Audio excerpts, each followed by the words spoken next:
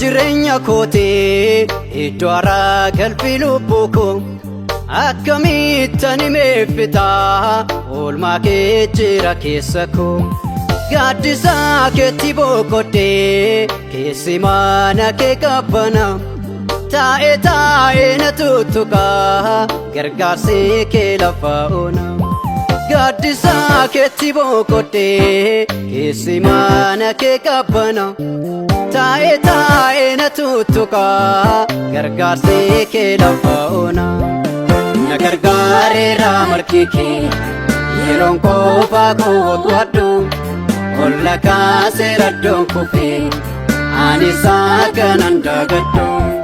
kan akka keetiin argadhu hiriyyee koo lafa ona utuutii gara koon taane natu baadee afaan yoona kan akka keetiin argadhu hiriyyee koo lafa ona utuutii gara koon taane natu baadee afaan yoona gatii keetu narraa darbee waan ani ittiin ibsuun dhabee oolmaa keetu narraa darbee jechaan ittiin ibsuun dhabee gatii keetu narraa darbee waan ani ittiin ibsuun dhabee oolmaa keetu narraa darbee jechaan ittiin ibsuun dhabee maal godheessi gammachiisa maalinaan garaa si cibsa waa'ee kee ni meeffitu gooftaa koo si galatu Yesuus koo si galatu maal godheessi gammachiisa maalinaan garaa si cibsa waa'ee kee ni meeffitu gooftaa koo si galatu Yesuus koo si galatu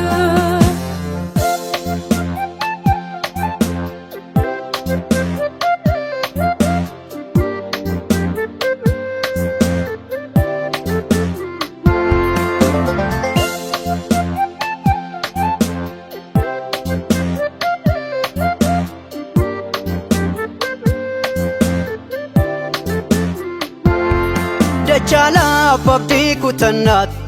dhimimmaan koo dhangalaasee boo'ichaa gaddaaf owwaannaan jireenya nama gaddisee isanis obsa koo fitee hafuuraa du'a marfamee lafeerri buufoon uffatee sibraa hiiknee naaf argame na gargaareera marki kee yeroon qofaa koo wagwadhu olla kaasee raddoon kufee ani saakanan dagadhu kan akka keetiin argadhu hiriyyee koo lafa ona utuutii gara koon taane natu baadee afaan yoona kan akka keetiin argadhu hiriyyee koo lafa ona utuutii gara koon taane natu baadee afaan yoona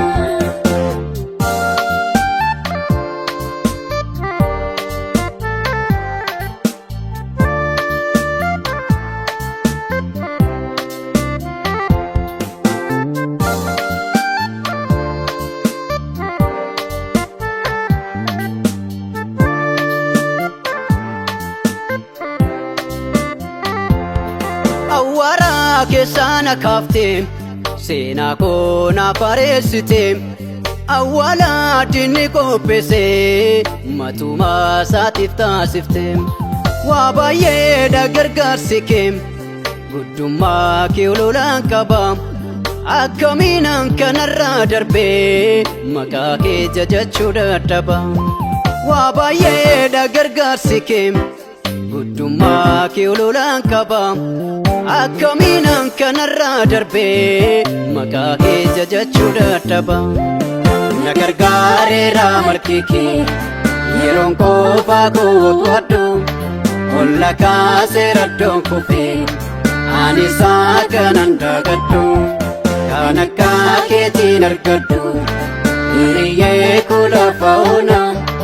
utuutii gara koon taane natu baadee afaan yoona gatii keetu narraa darbee waanani ittiin ibsuun dhabee oolmaa keetu narraa darbee jechani ittiin ibsuun dhabee gatii keetu narraa darbee waanani ittiin ibsuun dhabee oolmaa keetu narraa darbee jechani ittiin ibsuun dhabee maal godhee si gammachiisa maalinaan garaa si cibsa waa'ee kee himeeffitu gooftaa koo si galatu Yesuus koo si galatu